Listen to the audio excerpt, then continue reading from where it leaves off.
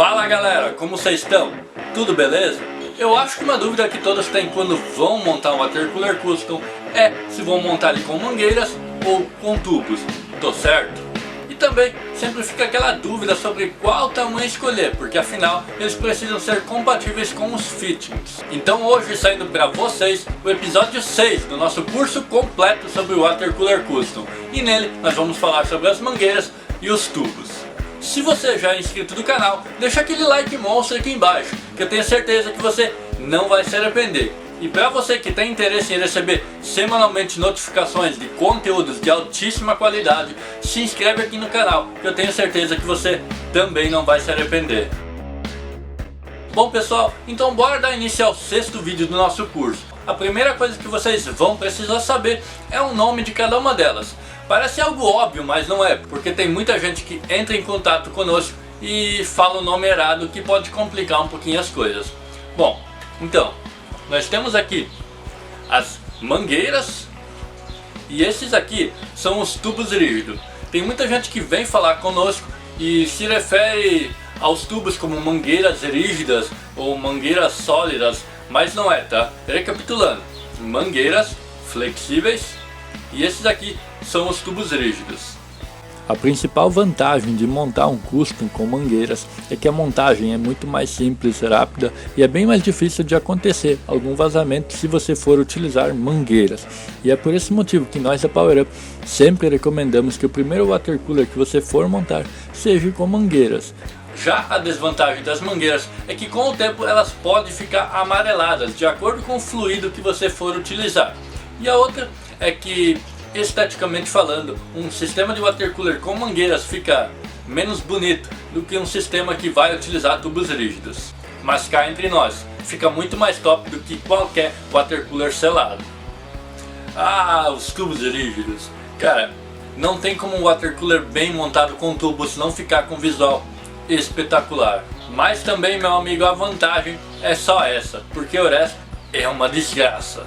Vamos começar pelo fato que os tubos rígidos são bem mais caros e que você vai precisar de um kit de dobragem para moldar eles. E eu vou ser sincero agora, não adianta você querer economizar e não comprar o kit de dobragem. Eu já vi vários clientes que não quiseram comprar o dobrador e nenhum deles conseguiu fazer sem.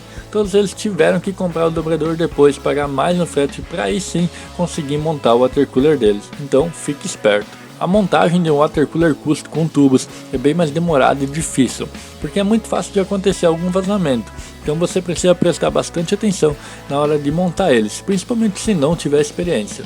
E se você for algum tipo de perfeccionista como eu, se prepara para desperdiçar muito tubo. Pessoal, de maneira alguma eu tô querendo desmotivar vocês a montarem um water cooler com tubos rígidos, só que como eu falei, a montagem é bem mais demorada, cara e complicada. Mas se você quiser, eu tenho certeza que vai conseguir. Bom pessoal, agora que vocês já sabem o nome de cada uma delas e também suas vantagens e desvantagens, chegou a hora de falar sobre as medidas. E a gente vai começar sobre as medidas dos tubos rígidos. Se vocês derem uma procurada, vocês vão encontrar os tubos rígidos nas medidas de 12, 14 e 16 milímetros. Lembrando que essa medida é o OD deles, e OD significa diâmetro externo. E para comprar o fitting certo para os tubos é muito fácil. Basta, por exemplo, se você comprou um tubo rígido, vamos dizer um OD 12mm, é só você ir lá e comprar um fitting com OD 12mm. Se você comprou um tubo OD 14mm, é só comprar um fitting OD 14mm. Muito simples e não tem mistério. Agora, para escolher as mangueiras, é só pegar a medida contrária. Em vez do OD, você vai levar em consideração o ID, que significa diâmetro interno. E, por exemplo, se você comprou fittings com ID 3/8, é só comprar mangueira com ID 3/8. Muito simples e também não tem mistério. Para você, meu amigo, que assistiu o vídeo até aqui, meus parabéns, porque agora você já sabe praticamente tudo sobre as mangueiras e os tubos e já pode montar um water cooler custom sem comprar peças zeradas. E por isso que eu peço novamente, deixa o seu like, se inscreve aqui no canal, não custa nada, isso ajuda muita gente a continuar trazendo conteúdo de qualidade para vocês. e também compartilhe esse vídeo aqui com seus amigos que curtem Water Cooler Custom. Muito obrigado! E agora, galera, antes de finalizarmos o 6º vídeo do nosso curso, eu só tenho mais 2 coisinhas para ensinar para vocês. A primeira delas é para vocês tomarem muito cuidado ao comprarem as mangueiras do seu water cooler. Vocês vão encontrar muita mangueira barata, principalmente 3/8 feitas de acrílico, e esse tipo de mangueira é horrível. As mangueiras de acrílico tendem a não se moldarem muito bem e costumam dobrar, o que prejudica o fluxo do fluido. Além de que, com o tempo, esse tipo de mangueira costuma trincar e provocar vazamentos. Então, muito cuidado e opte sempre por produtos de qualidade. Ou seja, vai lá, compre no site da Power Up que a qualidade é garantida.